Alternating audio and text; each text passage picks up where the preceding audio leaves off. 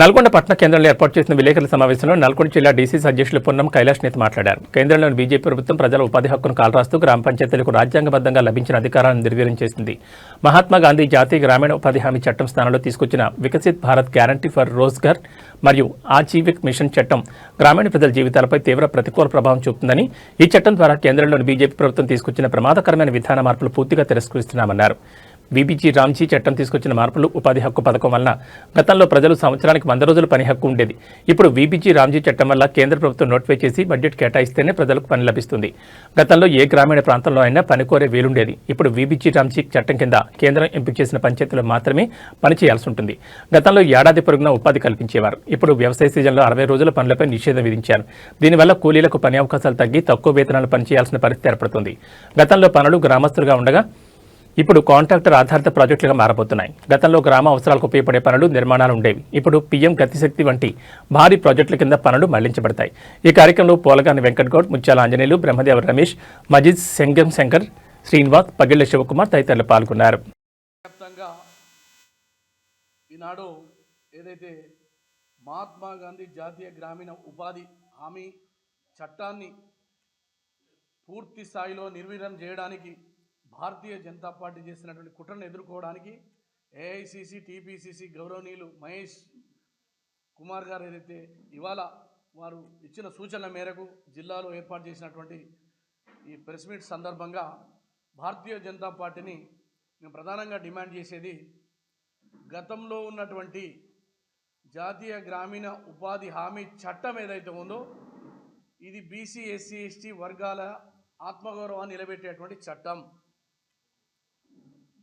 గ్రామీణ ప్రాంతంలో పని అనేది అది అడుక్కుంటే వచ్చేది కాదు, అది ఆత్మగౌరవంతో ఉండాలని చెప్పి ఒక చట్టం తీసుకొచ్చి పేద వర్గాల్లో వెలుగుని నింపినటువంటి చట్టం. వలసల నిరోధానికి ఏర్పాటు చేసినటువంటి చట్టం. ఆకలి లేనటువంటి, పేదరికం లేనటువంటి గ్రామాలలో ఆస్తులని పెంపొందించడం, కొత్త కొత్త పనులు చేపట్టడం, తద్వారా గ్రామీణంలో ఉండేటువంటి పరిస్థితులను మొత్తం కూడా మరి పట్టణ వైపు తీసుకెళ్లడం వరకు చేసేటువంటి ప్రయత్నంగా గ్రామీణ ప్రాంతంలో ఉండేటువంటి పేదల కోసం ఏర్పాటు చేయబడినటువంటి ఈ ఉపాధి హామీ చట్టాన్ని ఈనాడు వీబీజీ రామ్జీ అంటే ప్రజలకు అర్థం కానటువంటి భాషను పెట్టి దీంట్లో గతంలో 100% కేంద్ర ప్రభుత్వం మరి నిధులు కేటాయిస్తుండే, 100 రోజులు పని ఉంటుండే. కానీ ఇవాళ 125 రోజులు అని చెప్పి 60-40 ఏదైతే మరి నిధుల మంజూరు కార్యక్రమం ఏదైతుందో ఇది పూర్తిగా ప్రజల హక్కులను కాలరాస్తూ, రాష్ట్రాల హక్కులను కాలరాస్తూ, వాళ్ళు నిర్ణయించినటువంటి ప్రాంతంలోనే పనులు జరగాలి, వాళ్ళు చెప్పిన పనులు మాత్రమే జరగాలి, అప్పుడు మాత్రమే మీకు బిల్లులు వస్తాయి. అంటే ఏమిటి? గ్రామీణ వ్యవస్థను మొత్తం కూడా మళ్ళీ వలసల బాట పట్టించాలి. గ్రామాల్లో ఉన్నటువంటి భూములని, గ్రామాల్లో ఉన్నటువంటి ఆస్తులని పూర్తిగా అంబానీ, అదానీలకు దారదత్తం చేయడానికి జరుగుతున్నటువంటి కుట్రగా మేము భావిస్తున్నాం. పేద వర్గాల హక్కులని కాలరాస్తూ ఈనాడు నరేంద్ర మోడీ గారు ఏదైతే 125 రోజులు అని చెప్పిండ్రో అది పూర్తిగా అబద్ధం. ఎందుకంటే మరి 60-40 వచ్చినప్పుడు దాన్ని క్యాలిక్యులేషన్ చేస్తే అది 75 రోజులకే వస్తుంది వాళ్ళు ఇచ్చేటువంటివి. 2 వాళ్ళు నిర్ణయించిన ప్రకారమే ఉండాలి. 3 డిజిటల్ పద్ధతి లోపల ఉండాలంటే గ్రామీణ ప్రాంతంలో ఇంకా డిజిటల్ సౌకర్యాలు రానటువంటి పరిస్థితులు ఉన్నాయి. ఉపాధి అనేది ఇవాళ భారతదేశంలో నరేంద్ర మోడీ గారు వచ్చిన తర్వాత పూర్తిగా చిన్నాభిన్నమై దేశాన్ని ప్రైవేట్ రంగం వైపు తీసుకెళ్లడం, పేద ప్రజల యొక్క హక్కులని కాలరాస్తూ అది మహాత్మా గాంధీ జాతీయ గ్రామీణ ఉపాధి అనేటువంటిది ఆ రోజు శ్రీమతి సోనియా గాంధీ గారు అనంతపురంలో ఉన్నటువంటి కరువులని, దారిద్ర్యాన్ని, పేదరికాన్ని చూసి చలించిపోయి ఒక జాతిపిత ఏదైతే గ్రామ స్వరాజ్యం కలలు కన్నడో ఆయన పేరు మీద ఇవాళ తీసుకొస్తే వీటన్నిటిని కూడా నిర్వీర్యం చేస్తూ ఉంది.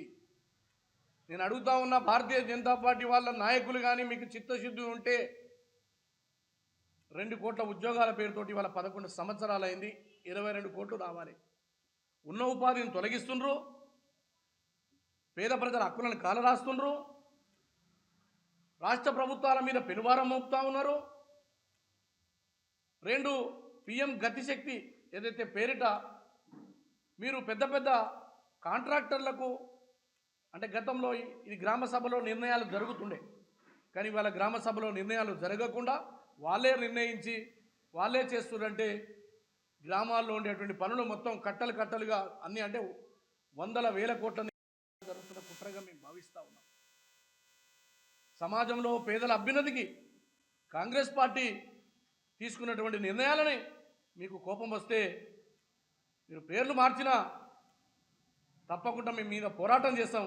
కానీ పేదల పొట్టగొడతా ఉన్నారు, పేదల బతుకులని చింద్రవందనం చేస్తూ ఉంది భారతీయ జనతా పార్టీ. మళ్ళీ నిరుద్యోగం పెరిగే విధంగా, మళ్ళీ వలసలు పెరిగే విధంగా రాష్ట్రాల యొక్క హక్కులను కాలరాస్తూ తమ చెప్పు చేతుల్లోకి తీసుకొని దేశాన్ని మొత్తం కార్పొరేటీకరణ ఏదైతే ఇవాళ జరుగుతూ ఉందో, ప్రైవేటీకరణ ఏదైతే జరుగుతూ ఉందో దీన్ని కాంగ్రెస్ పార్టీ పూర్తిగా వ్యతిరేకిస్తుంది. ఈ దేశ సంపద పేదలకు ఉపయోగపడాలి, కానీ పేదల సంపదను దోపిడీ చేసి మరి పెద్దలకు పెట్టే కార్యక్రమాన్ని నరేంద్ర మోడీ గారు తీసుకొచ్చినారు. చాయ్ వాలా అని చెప్పి పేదల గురించి మాట్లాడుతూ ఎన్నికల్లో ఓట్లు దండుకున్నటువంటి మీరు ఇవాళ ప్రపంచానికి ఆదర్శప్రాయంగా నిలిచినటువంటి ఈ గొప్ప చట్టాన్ని ఇవాళ మీరు తూట్లు పొడుస్తూ ఉన్నారంటే మీరు పేదల వ్యతిరేకులు. ధనిక వర్గాలకు మీరు వెన్నుదన్నుగా నిలబడి ఈ దేశ ఆస్తులను పూర్తిగా కంపెనీలకు, కార్పొరేట్ శక్తులకు కట్టబెట్టడానికి జరుగుతున్న కుట్రగా మేము భావిస్తూ ఉన్నాం. గతంలో 265 రకాల పనులు ఉంటుండే జాతీయ గ్రామీణ ఉపాధి హామీ పథకం పేరుతో, చట్టం పేరుతో, కానీ వాటన్నిటిని కూడా తొలగించి వాళ్ళు నిర్ణయించేది అంటే గ్రామాల్లో ఉన్నటువంటి ఆస్తుల యొక్క పెంపకాన్ని తగ్గిస్తారు, గ్రామ పంచాయతీల యొక్క అధికారాలు తగ్గిస్తారు. వీటన్నిటినీ కూడా ఈనాడు దేశవ్యాప్తంగా ఏదైతే ఆందోళన జరుగుతూ ఉన్నాయో, రేపు నల్గొండ జిల్లాలో కూడా, అంటే రేపు 20 నుంచి 30వ తారీఖు వరకు ఈ జిల్లాలో 800కు పైగా ఉన్నటువంటి గ్రామ పంచాయతీలో తీర్మానాలు చేసి గ్రామ పంచాయతీలకు అన్ని చోట్ల ఎమ్మెల్యేలు, మంత్రులు, గ్రామ సర్పంచులు, వార్డు మెంబర్లు, కొత్తగా ఎన్నికైన వాళ్ళు వీళ్ళందరూ కూడా రేపు గ్రామాల్లోకి వెళ్ళి భారతీయ జనతా పార్టీ చేస్తున్నటువంటి ఈ విద్రోహానికి వ్యతిరేకంగా మేమంతా కూడా గ్రామాల్లోకి వెళ్ళడానికి సిద్ధమయ్యాం. అంతేకాదు భారతీయ జనతా పార్టీ తన యొక్క ఎజెండాలోనే పేదలకు వ్యతిరేకంగా ఒక ఎజెండాను రూపొందించుకొని ఈనాడు దేశవ్యాప్తంగా పనిచేస్తున్నట్టుగా ఈ చట్టాన్ని మార్చడం వెనుకగా కుట్రగా అర్థమవుతా ఉంది. మరి పని దినాలు పెంచాల్సినటువంటి అవసరం ఉండే, కానీ పని దినాలు పెంచినప్పటికీ కూడా 60-40 ఈస్ట్ తోటి ఏదైతే మీరు చేసిండ్రో దాని వెనుక కూడా ఒక కుట్ర ఉన్నదని కూడా ఈ సందర్భంగా మరి తెలియజేస్తూ, గతంలో మరి అంటే ద్రవ్యోల్బణం ధరలు పెరిగినప్పుడు వారి యొక్క జీవన ప్రమాణాలకు అనుగుణంగా కూలీ రేట్లు పెరుగుతుండే, కానీ ఇప్పుడు చేసినటువంటి చట్టంలో కూలి పెంచేది ఉండదు. ఒక నిర్దిష్టంగా ఒక నిర్ణయిస్తే అది 200 రోజుల తర్వాత చెల్లించినా అప్పుడు పెరిగే ధరలకు సంబంధం ఉండదు. అంటే పేదల్ని నిర్బంధం చేసి పేద వర్గాలలో మళ్ళీ దారిద్ర్యం నింపి మళ్ళీ కరువు కాటకాలలోకి నెట్టడం, వలసల్లోకి తీసుకువెళ్ళడం, తద్వారా పట్టణాలకు వలస వెళ్ళిపోతే గ్రామాల్లో ఉన్నటువంటి ఆస్తులని కాజేయడానికి ఒక కుట్ర జరుగుతుంది. రెండోది, వ్యవసాయ సీజన్ పేరుతోటి 60 రోజులు నిషేధం పెట్టిండ్రు. నేను అడుగుతా ఉన్నా, దాంతో కూలీలకు కూలీ రేటు తగ్గిపోతుంది, వాళ్ళకు బేరమాడే శక్తి తగ్గుతుంది. అంటే పెద్ద పెద్ద భూస్వాములు వాళ్ళు చేయించుకునేటువంటి పనులలో ఇప్పుడు ఈనాడు ఉన్నటువంటి పరిస్థితులలో కూలీలకు డిమాండ్ ఉండడం చేత కాస్తో కూస్తో వాళ్ళకి జీవనం గడుస్తుంది.